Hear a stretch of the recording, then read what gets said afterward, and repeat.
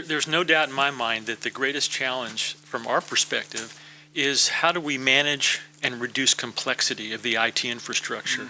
Good point. In an environment where we have the greatest IT industry in the world, they're innovating at an unprecedented pace, and we as consumers, we love the technology, and we continue to buy more of it.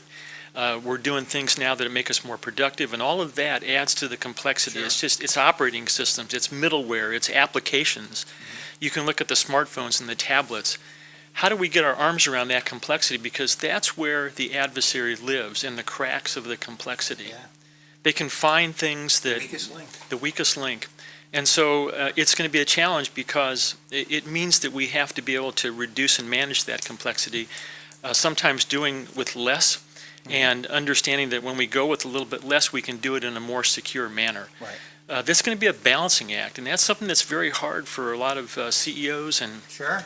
just, all of us as consumers. It's very hard to deal with. It's a big challenge. Yeah, we talked